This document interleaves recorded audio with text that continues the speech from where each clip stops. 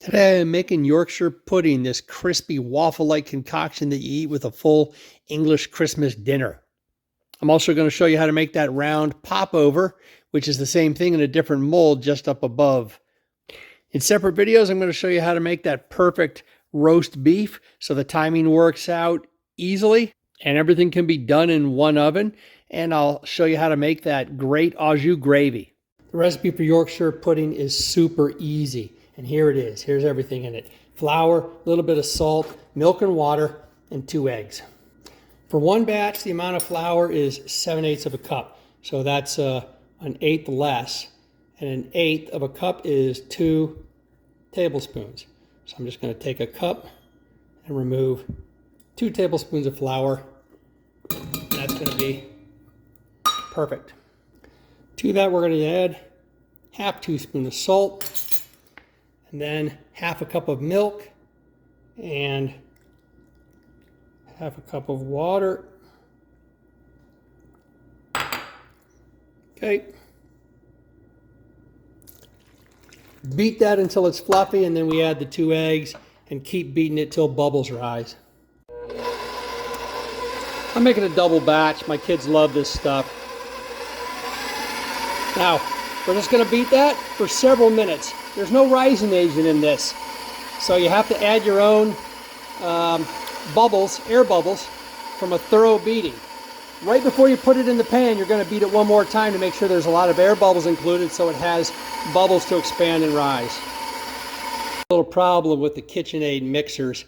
They're supposed to be the greatest, but look, it this thing doesn't actually get close enough to wipe the flour off. So just by pouring the water in, I got flour stuck on the sides. I have to get it off with a spatula. And they make a wiper, you know, a beater with a wiper on it, but not the whisk. And all of those have tons of reviews how they break, even the KitchenAid ones. So that's a problem with these. You always have to clean the bowl. Okay, we're going to beat up our eggs. It's 2 eggs for the recipe. Again, I'm making a double batch. Beat it until fluffy and then add that in. That's going to give a good volume to the batter with the air bubbles I was talking about. Pan size is important for Yorkshire pudding. It needs to be the right thickness when it spreads out so that it puffs up. For this recipe, 7/8 of a cup of flour, 1 cup of liquids, you need a 9 by 13 pan. That's this size. It's a standard casserole size. The next smallest one is 7 by 11. That's too small. The batter will be too deep. It won't cook in the center. It won't puff up good. It'll be gooey. So don't use one that's too small. If you have something like this, you're going to have to use 2 of them. All right. You can also use a steel pan like this, especially if you're using it to catch drippings from the roast. Then you can take the roast out. I used to do that and try to use the roast drippings. It's just too complicated to pull it out halfway so that you can get it cooking for the last 30-40 minutes of the roast and time it and stick another pan in under. It's just way better to use separate fat from the roast, like I'm pulling off the fat I cut off right now, or straight up butter works great. Because you want to have a really high temperature on the pan that just immediately shocks the batter and puffs it up, you want a lot of thermal mass. So I like the glass better than the thinner metal.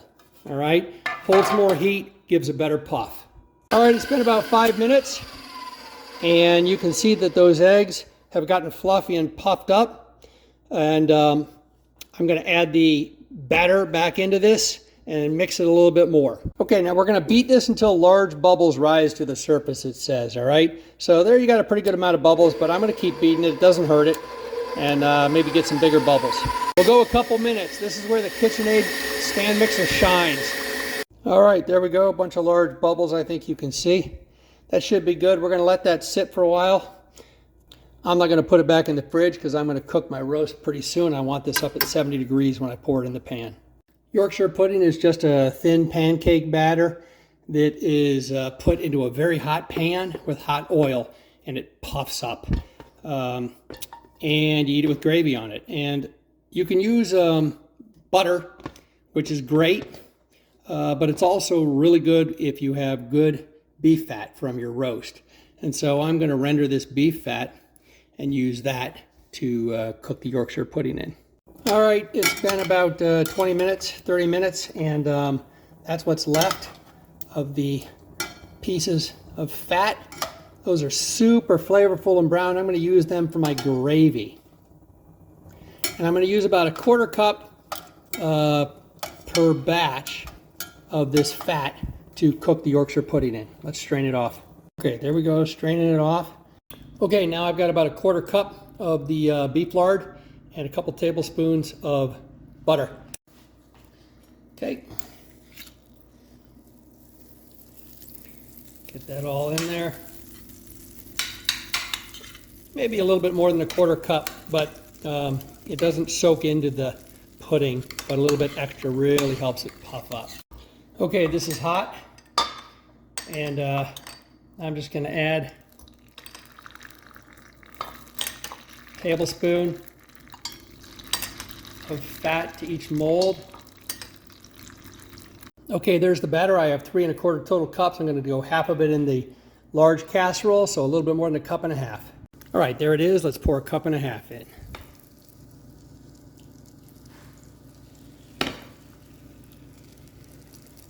Okay, a little bit more.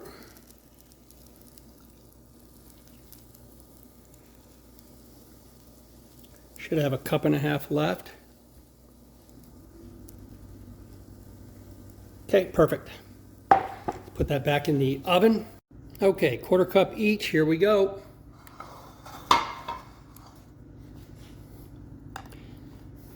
That's a third. I'm gonna 1, 2. All right, that's filled up nice. About a little bit more than a 1/4 cup each, and let's put that back in the oven.